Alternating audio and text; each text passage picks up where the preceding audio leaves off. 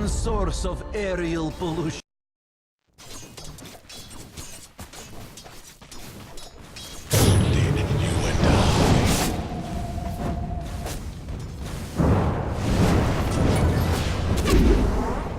Why do you hate gingers so?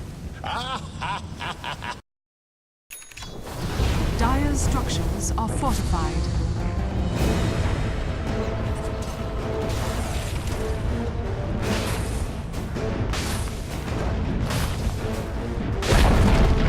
Dire's bottom tower has been denied.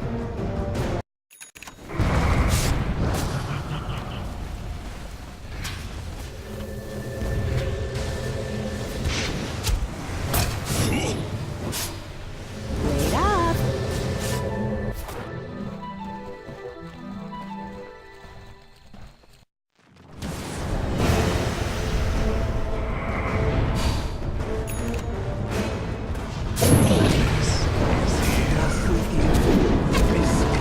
Dire's bottom tower is under attack.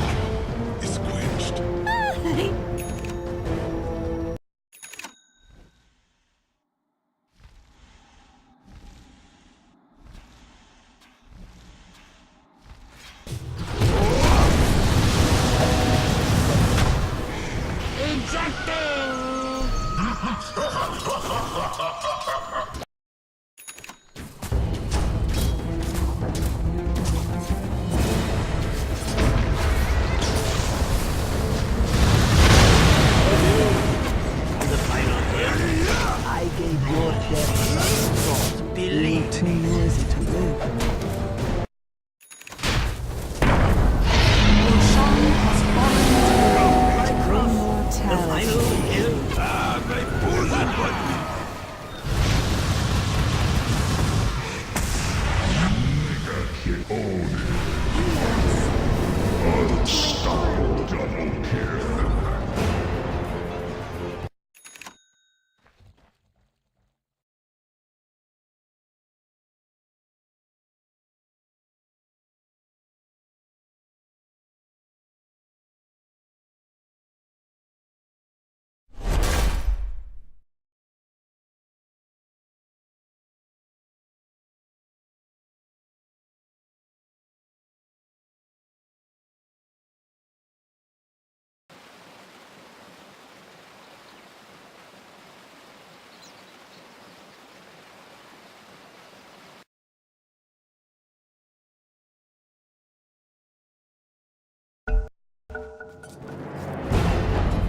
I think you can increasingly make the case that HGT might. Oh, I see. Top lane. He's gonna leap it on How. There's no mana for Sakuchi. He saw him moving to the river to try and make the wraparound. And two more auto attacks will be a kill. With the board, he's gonna do it. 1v1 finds it. Meanwhile, back to the bottom lane where Banana's fallen again.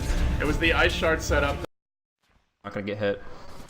And so they even look to turn around against Newbee here. Trying to force the issue pretty hard, but this is a difficult engagement for them. If Banana does not, it's just gonna snowball in. He's gonna leap out, but the snowball follows through. Now the magic missile. Say goodbye to your Banana. Once again goes down, and Moo driven off the lane a bit. It's only level 4. Stun on Rabbit. That won't matter though. Ness is going down. Didn't even have to blow split for that. They wanted to play it a little passive, wanted to minimize deaths, but no, if they're not letting them play that game, then they'll play the game right back. We do see Icy going toe-to-toe with Howrah here. He does have a time lapse, but I don't think that resets Essence Shift. No, it does not. And So it's a 1-to-5 exchange favoring them as the Brewmaster split will end, and that's an important rotation from Rabbit. Up to 4th gold. We're looking at like a 10-minute blink here. Oh, they will Rabbit. stun him. They get the long range stun. Are they going to commit for this? They have a lasso, but the Nice silence. silence. Kaka will prevent this. Does he really still go in?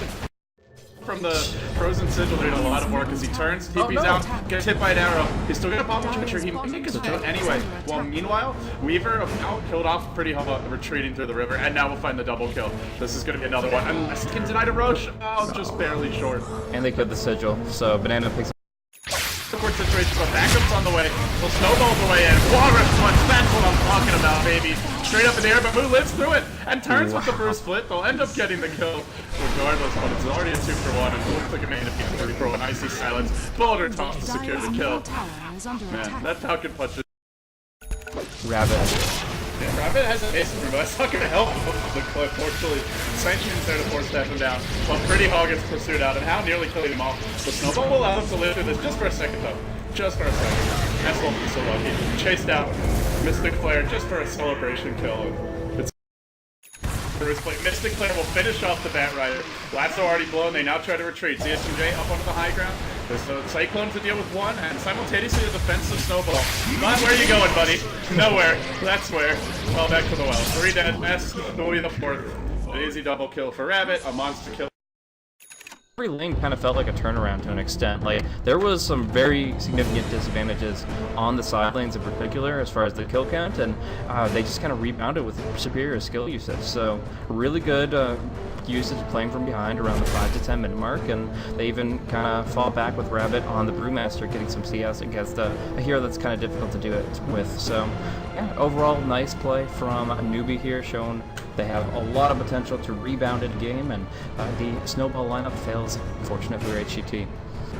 And with that, ladies and gentlemen, that will conclude Newbee versus HGT. And with that being said, we have 2 more games coming up today for Starladder China. The next one will be a big one. IG versus LGD, and neither of these teams are looking too great, Blaze. Right now, sitting 5th and 6th.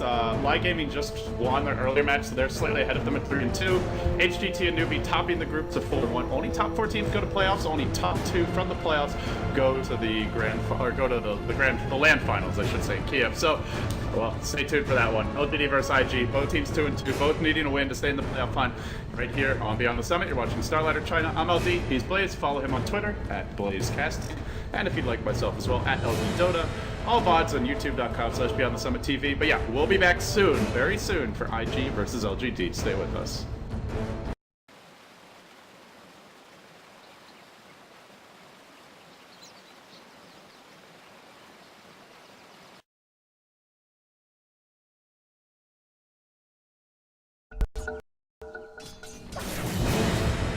Onto this tower, it looks like. The real question is, can they get the deny? Rubik, maybe thinking about it. Don't press forward. That's a nice mistake. Right on the Neighbor's Prophet. And there's your first blood. MiTH-Pro will pick it up. Tower will get destroyed by... With Exorcism plus all the treants, this should be a pretty easy tower kill. MiTH-Trust probably won't even come to the defense. Mikkel's headed towards the well, and everyone else just fleeing from the lane, so they'll be happy to let it fall, and even without a glyph, that Jensen's in hell, they'll keep that one alive. Tower has fallen. But they've got the plasma field, and they'll pick up a kill on the DK as MiTH-Trust do get in position to try and make a defense here in the mid lane.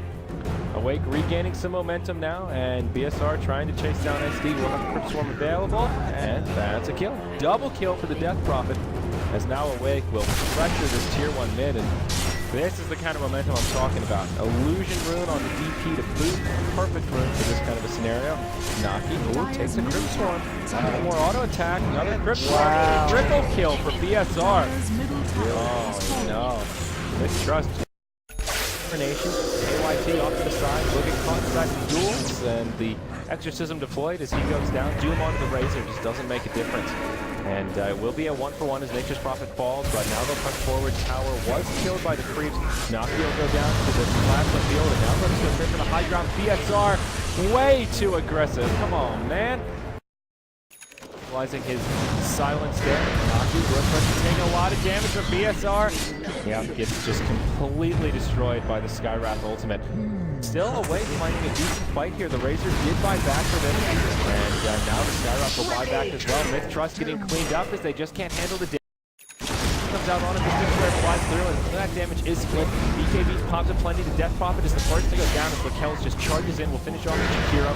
Skywrath Mage goes down to the end, but the Weaver just doing so much damage at this point. BKB from Razor won't be enough to save it.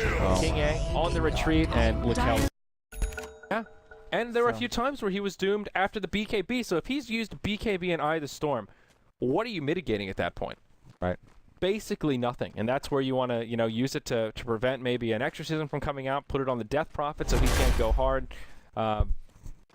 That's Not an easy game for the Doom. Not a lot of easy targets, I guess, once those abilities come out. But this is a very good example. Well played by Awake, yeah. 47 minutes, and the team on the timer pulls out a win.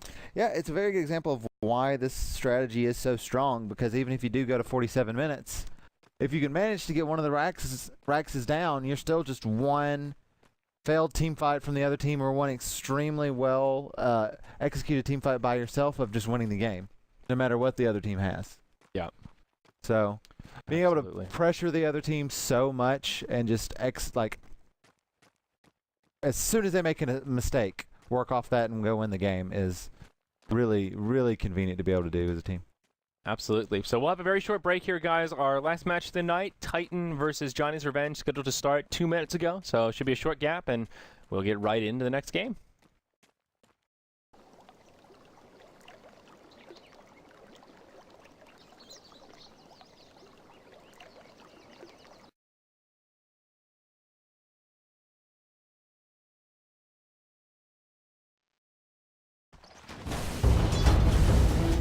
Better than most other mids that we see nowadays. He's just so tanky, and if he ever gets like a haste or an invis, get in range for a plant, that's probably your first blood. Everyone's rotating mid now. Quan is wrapping around. They're going down on Tyler. Probably gonna be our first blood. Yeah, Clap's there. They secure the kill. Yeah, people turnaround attempted. It does slow down Chuan while the Wolves do their work. They'll lose Chuan here, but 430 should be fine. He's pretty damn tanky. They had a hack late, so considering how scary IG's 5-man looked, feels like LGD may have just outmaneuvered them this late in stage. Yeah, I mean, like, they did get the tier 1 bottom, but that's with the commitment of the Master Board. You almost always get a tower when you post them underneath at that kind of point in the game. So by getting 2 tier... But they lose potency pretty rapidly if they're spread out. So I'm wondering if we're going to see them able to group up fully. For now, it's just Luo sieging away the top tower with level 4 liquid fire. This will drop. And it doesn't look like LGD want to contest. They've got the Infernal. If a tier 2 push is attempted, I think that's where they'll make their... At least buys LGD a little time to retreat. There was a boulder toss, but it's dodged by the Cyclone of the Brew. A little bit of miscommunication there between the Brew player and himself, but will end up mattering. Injulai caught up on the wall. He might be able to turn this one for his team. The Golem's still doing its work. They get a secondary kill. Injulai forced back. The zombie apocalypse simply insufficient as they finish off the tombstone. They'll end up losing 3 heroes. Well, if they've got Surge, they can maneuver against them. All these slows, they mean a little bit, but they don't mean hard to crawl. X from the high ground, finger! No tombstone for you, sir, says Momoya. Fantastic play. Now the wall, the back again. They slow down Chuan and Luo. They can't make their way out. It's only Luo left standing with his ultimate in this fight, but they got 3 kills in exchange. Maybe with the Primal Split they can get more. Oh, time for buybacks now. The Brain and the Warlock. The Primal Split's there. They drop you out back to Earth. And it seems in the end, not killing off Luo right away actually turns the fight a bit. Any chance that they can push? Everything just being shoveled at this LGD face. Good luck defending now. Too much, man. Far too much shit shoveled their way. They just can't stand against all this crap. Evan White clapped, critted, and smacked down by 430. IG, they can't. And they're just impaling themselves on the IG line at this point. Injulai will charge in. There's no column for 1 second. Now it's dropped. It's maybe enough in time to turn this. They get off the one kill. Looking for the second. The column in pursuit. Chuan barely surviving on this. The illusion could finish him up. Oh, yeah, Fatal Bonds does the trick. 430. 2 Blaze. They're now 3-2. They pull ahead, and that was a dead heat between the 2 teams. IG really needed that win, and if this is the beginning of their comeback swing, the team getting back together and really shifting forward, I'm glad to have witnessed it firsthand, and that was just absolutely incredible. IG making it happen. Luo looked so weak in the early game, but the Midas, the one that we questioned, it paid off in the end. The game went long enough, and it gave him enough to build up this massive death profit that was able to commit to the ball as hard as anyone else. And as awesome as it was to see MMY just light up Cheesebug every other fight, it might have not been the best point of focus because there were so many other heroes that just did so much work. Cheesebug was just happy to be involved, but he was the aura carrier. He was the guy who heals them on the back end. He didn't really get into the thick of things in a single fight, but they didn't need him. They had 4 carries in this one, and my goodness, Invictus Gaming, they really just pulled the rabbit out of the hat. They swung it back, and defying all odds, they take this incredible game. And with that, an absolutely sensational comeback from IG. IG is complete. They are now 3-2 at Starladder Season 10. If you want to watch this VOD, if you came in late, it is well worth watching from beginning to end. The beginning's a little slow, but trust me, the payoff is great. YouTube.com/BeyondTheSummit for the VOD of this one. And of course, if you want to hear more from Blaze, at BlazeCastio, Twitter for him, at LG Dota for me. More importantly, more Chinese Dota after a brief break. Guys, Starladder Season 10 continues in about 15 minutes. Stay with us.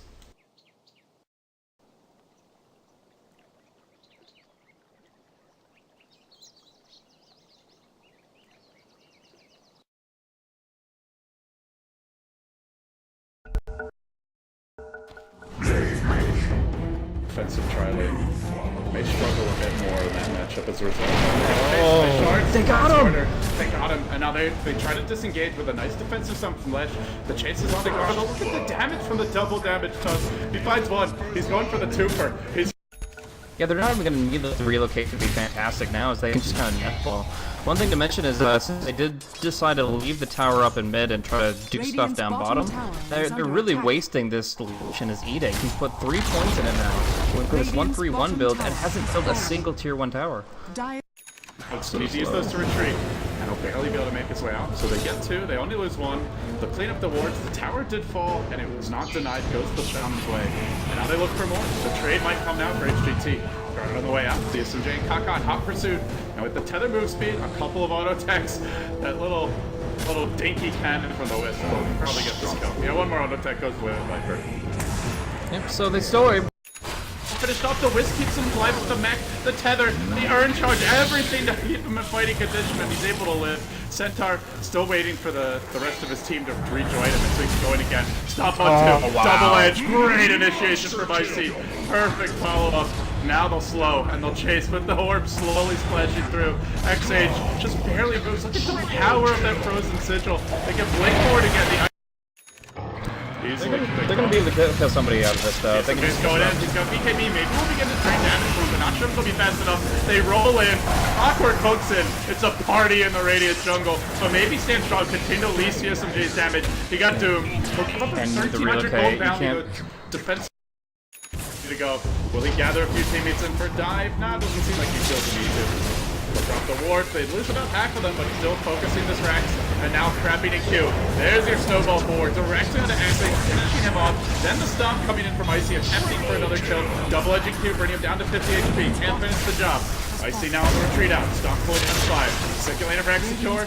Ag bolt deployed. It's a buyback from the Razor and from the Dude just to try and hold, but it's already too late. The damage is here. Dieback. 2 hero stops. There'll be more heroes falling because they have an Ice Shark. GG. It's a rampage for ZSMJ. Double rampage! Double rampage.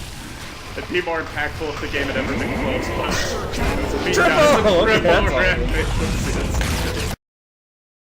Was kind of uncertain about how it would work with, of course, the safe lane farming Shadow Shaman and the roaming IO and Tusk, but you can't doubt that IO getting that mechanism at that timing wasn't just perfect for what they needed for their team fight in general. ZSMJ able to stay on the front lines, Wisp racking up 20 assists in this game. Ridiculous. Triple Rampage puts a cherry on top, and with that, HGT improved their record in Starladder China to 5-1. If they win their next game, they will have only lost to Newbee. That means they would have taken down IG, LDG-Gaming, LGD, and then all the other teams that are a little bit less known to the casual Western viewers out there. It's been a great run for them in Starladder. They're pretty much guaranteed a spot in the playoffs at this point. Can't see them not finishing top 4 after this win. And on that note, guys, that will conclude Starladder China. We take an hour and 20 minutes break, and then we return for Starladder Europe. Starladder Europe will have a bunch of great games today, which I don't know what they are. I'll let you know after the break, guys. We'll put the schedule. Thank you for watching. All VODs at youtube.com/BeyondTheSummit.tv. Follow Blaze at BlazeCasting on Twitter. And with that being said, we'll be back soon. You're watching Beyond the Summit. Stay with us.